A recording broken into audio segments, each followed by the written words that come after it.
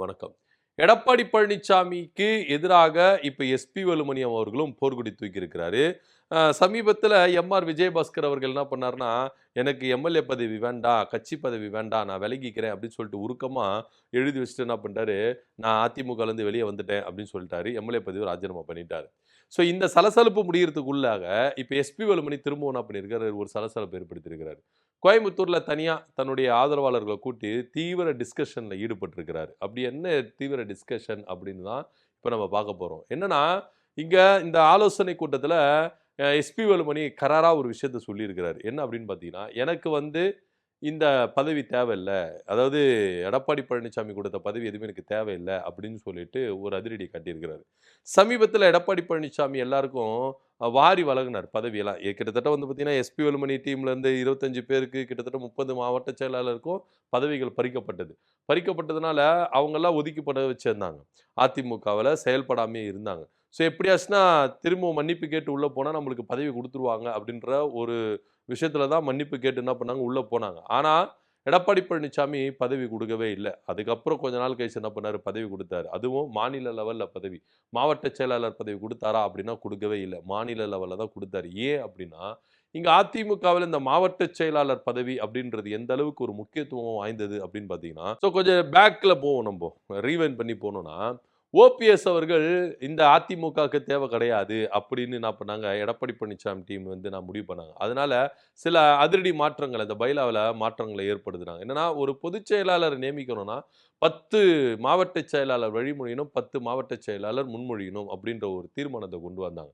கிட்டத்தட்ட செயற்குழு பொதுக்குழு உறுப்பினர்கள்லாம் இதுக்கு கையெழுத்து போடணும், லெட்டர் கொடுக்கணும், அப்படி இப்படின்ற பல தீர்மானங்களை திருத்தங்களை கொண்டு வந்தாங்க.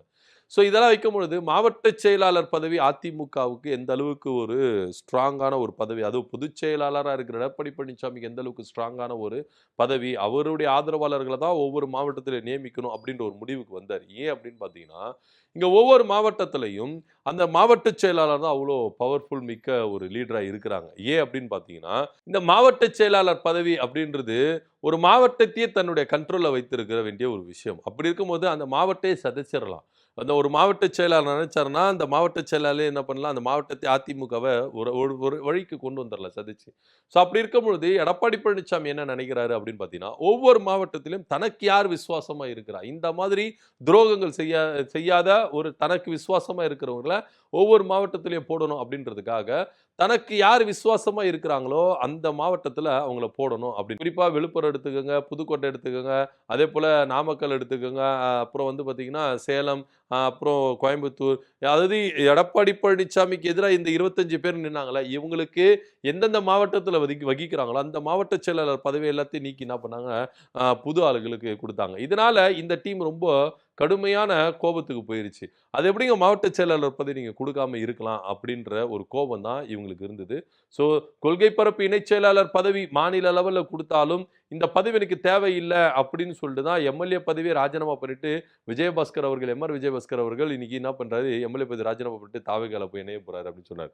ஸோ இந்த சூழ்நிலை இப்படி இருக்கும் பொழுது எஸ்பி வேலுமணி அவர்கள் என்ன சொல்றாரு அப்படின்னு பார்த்தீங்கன்னா, எனக்கு பதவி தேவை கிடையாது, அப்பேற்பட்ட பதவியை நான் ஏத்துக்கணும்னு அவசியமே கிடையாது. எடப்பாடி பழனிசாமி கொடுக்குற பதவி நான் ஏத்துக்கணுமா, அதெல்லாம் எனக்கு தேவையில்லை. ஏன்னா நான் ஏன் ஏத்துக்க மாட்டேன் அப்படின்னா, என்ன நம்பி வந்தவங்களுக்கு ஏன் நீங்க பதவி கொடுக்கல, விஜயபாஸ்கருக்கு கொடுக்கல, சி.வி. சண்முகத்துக்கு கொடுக்கல, அதே போல தங்கமணிக்கு கொடுக்கல, வீரமணிக்கு கொடுக்கல, யாருக்குமே நீங்க பதவி கொடுக்கல.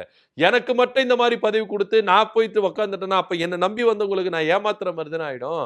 அதெல்லாம் முடியாது. அவங்களுக்கு அந்தந்த பதவி கொடுக்கணும். அந்தந்த மாவட்டத்துல அவங்க எந்த அளவுக்கு அதிமுக கட்டமைச்சாங்க, அப்ப அந்த உழைப்பெல்லாம் நீங்க வேஸ்ட் பண்றீங்களா? அப்ப அவங்க கிட்ட இந்த உழைப்பெல்லாம் வாங்கிக்கிட்டு நீங்க என்ன பண்றீங்க, உறிஞ்சி தள்ளுறீங்களா, பஞ்சு மாதிரி தூக்கி போடுறீங்களா, சக்க மாதிரி தூக்கி போடுறீங்களா, அப்படி இப்படின்னு ஏகப்பட்ட கோபத்துல எஸ்பி வேலுமணி பொறிச்சு தள்ளி இருக்கிறாரு அந்த ஆலோசனை கூட்டத்துல.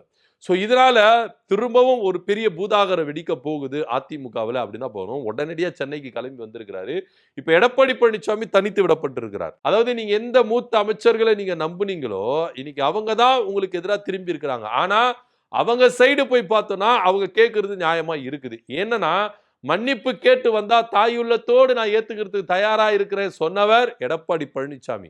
ஆனா சொன்ன வாக்கின்படி அவர் நடக்கிறாரா அப்படின்னா கிடையவே கிடையாது. இவங்க எல்லாம் மன்னிப்பு கேட்டு திரும்பி வந்தாங்கல்ல, அவங்களுக்கு ஏன் அந்தந்த பதவி கொடுக்கறதுக்கு நீங்க அஞ்சுறீங்க? அந்தந்த மாவட்டத்துல அந்தந்த மாவட்ட செயலாளர் எந்த அளவுக்கு உழைப்புகளை போட்டிருப்பாங்க. எஸ்பி வேலுமணி சொல்றது 100% கரெக்டா இருக்கு. ஆனாலும் எடப்பாடி பழனிசாமி ஏன் இந்த அளவுக்கு ஒரு கராரா இருக்கிறாரு அப்படின்னா, உங்ககிட்ட பதவி கொடுத்துட்டு நாளைக்கு எனக்கு ஆப்போசிட்டா நீங்க எழும்புனீங்க. இப்பவே நீங்க ஆப்போசிட்டா தானே எழும்புனீங்க. ஆப்போசிட்டா எழும்புனீங்க. நான் நெருக்கடி கொடுத்ததுனால இப்ப நீங்க என்ன பண்ணீங்க? அப்படியே பேக் அடிச்சு இது பண்ணீங்க. சோ இப்ப திரும்பவும் உங்ககிட்ட நான் பதவியை கொடுத்துட்டு, பவர கொடுத்துட்டு, திரும்பவும் எனக்கு எதிரா நீங்க எழும்ப மாட்டீங்கன்னா சம்பந்தம். அப்படின்ற ஒரு காரணத்துக்காக தான் எல்லாருக்கும் நான் அவங்க கிட்ட இருந்து வாங்கின பதவி வாங்கினதாவே இருக்கட்டும். புதுசா வேணா தரேன். பவர் இல்லாத பதவி தரேன். அவங்கள இருக்க சொல்லுங்க அப்படின்னு சொல்லிட்டு தான் எடப்பாடி பழனிசாமி தரப்புல இருந்து கொடுக்கப்பட்டது. ஆனா, இத ஒருபோதும் நாங்க ஏத்துக்க மாட்டோம். இது எங்களுக்கு வேல்யூபிளான ஒரு பதவியே கிடையாது. இந்த பதவியில நாங்க நீடிக்கணும்னு அவசியம் கிடையாது. அதனால இந்த பதவி எங்களுக்கு தேவை கிடையாது அப்படின்னு சொல்லிட்டு தான் எஸ்பி வேலுமணி என்ன பண்ணாரு, இன்னைக்கு போர்க்கொடி தூக்கி இருக்கிறாரு. துணை பொதுச் செயலாளர் பதவியில நான் இருக்கவும் மாட்டேன். அந்த பதவியை நான் ஏத்துக்கவும் மாட்டேன். எனக்கு அந்த பதவி தேவையும் கிடையாது அப்படின்னு எஸ்பி வேலுமணி போர்க்கொடி தூக்கி இருக்கிறார். என்ன நம்பி வந்தவங்களுக்கு நீங்க பதவி கொடுங்க. அதுக்கப்புறம் நான் பதவி நான் ஏத்துக்கிறேன் அப்படின்னு சொல்லிட்டு தான் எஸ்பி வேலுமணியுடைய தரப்பு நியாயமா இருக்கு. அதுக்குன்னு அதிமுக விட்டு விலக போறீங்களா அப்படின்னா, நான் எப்பங்க சொன்னேன் அதிமுக விட்டு விலக போறேன்னு. அதிமுக விட்டு விலகிறதுக்காக தயாரா இல்ல அப்படின்றது தான் இங்க ஒரு முடிவா இருக்குது அப்படின்னு தீர்க்கமா சொன்னா கூட, அப்படியே இந்த பக்கம் பார்த்தோம்னா, ஏன் இந்த அதிருப்தி எம்எல்ஏக்கள் இருக்கிறாங்களா அதிமுகல, அவங்க ஏன் கூண்டோட ராஜினாமா பண்ணிட்டு திரும்பவும் ஒரு இடைத்தேர்தலை சந்திச்சு தாவேக்காவில இணைஞ்சு ஏன் உள்ள வரக்கூடாது அப்படின்ற ஒரு விஷயம் தான் இப்போ பூதாகரமா கிளம்பிக்கிட்டு இருக்கு. ஏன்னா இந்த 4 பேர் முன்னாடி சத்யபாமாவா இருக்கட்டும், அதே போல வந்து பாத்தீங்கன்னா மரகத குமரவேலா இருக்கட்டும், ஜெயக்குமார் இருக்கட்டும், இசைக்கு சுப்பையா இருக்கட்டும், 4 பேரும் ராஜினாமா பண்ணும்போது அவ்வளோ பெரிய தாக்கத்தை ஏற்படுத்திச்சா அப்படின்னா கிடையவே கிடையாது. அதை தொடர்ந்து விஜயபாஸ்கர் அவர்கள் இங்க ராஜினாமா பண்றாரு. விஜயபாஸ்கர் ராஜினாமா பண்றாரு. இது பெரிய தாக்கத்தை ஏற்படுத்துது. அடுத்ததா இவங்க எல்லாருமே ஏன் தங்கமணி கூட வரலாம், வீரமணி வரலாம், அதே போல எஸ்பி வேலுமணி வரலாம், வி சண்முகம் வரலாம், நத்தம் விஸ்வநாதன் அவர்கள் வரலாம் அப்படின்னு பலரும் நீங்க வந்து அடுக்கடுக்கா போயிட்டு இருக்கு. குறிப்பா இது இவங்க நான் சொன்ன மாதிரி நத்தம் விஸ்வநாதன், எஸ்பி வேலுமணி, வி சண்முகம், தங்கமணி, வீரமணி 5 பேர்களும் ராஜினாமா பண்றதுக்கான முடிவுகளுக்கு கூட இங்க வரும் அப்படின்னு தான் பார்க்க வேண்டிய ஒரு விஷயமா இருக்கு. சோ இதனால கூட சென்னைக்கு புறப்பட்டு வராரா எஸ்பி வேலுமணி அப்படின்னு பார்வையில் இருக்கு. வி சண்முகம் வீட்டுல ஒரு அதிரடி ஆலோசனை கூட்டத்தை இவங்க ஏற்படுத்தியிருக்கிறாங்க. அடுத்த கட்ட நகர்வு என்ன அப்படின்றது தான் இவங்களுடைய விஷயமா இருக்குது. இந்த ஆலோசனை கூட்டத்துல இவங்க இது பண்ணாங்க. சோ முன்கூட்டியே தான் கோயம்புத்தூர்ல தன்னுடைய ஆதரவாளரை கூப்பிட்டு எஸ்பி வேலுமணி ஒரு தீவிர ஆலோசனையில் ஈடுபட்டிருக்கிறாரு. நம்ம அதிமுகவிலே நீடிக்கலாமா இல்ல நம்ம ராஜினாமா பண்ணிட்டு தாவேக்கால போய் இணைஞ்சிடலாமா அப்படின்ற ஒரு தீவிர டிஸ்கஷன்ல தான் அவரு இணைஞ்சிருக்கிறாரு அப்படின்னு பார்க்க வேண்டிய ஒரு விஷயமா இருக்குது. இருந்தாலும் பாஜக கொடுக்கிற உத்தரவின்படி தான் எஸ்பி வேலுமணி செயல்படுவார் அப்படின்னு இங்க பார்க்க வேண்டிய ஒரு விஷயமா இருக்கு. ஏன்னா பாஜகவின் தலையீட்டுனாலதான் கோச்சிக்கிட்டு போனவர் திரும்பவும் எடப்பாடி பழனிசாமி கிட்ட வந்தாரு. சோ அதனால பாஜகவை மீறி எஸ்பி வேலுமணி செயல்பட மாட்டார். ஏன்னா அடுத்த கட்ட அதிமுக தலைவரா அவர் வருதுக்கான வாய்ப்புகள் இருக்குது. சொல்ல முடியாதுங்க, பாஜக எஸ்பி வேலுமணியை கூட முன்னிறுத்தி பொதுச் செயலாளர் அப்படின்னு கொண்டு வரலாம். சோ இது மாதிரி பல வியூகங்கள் இருக்குது.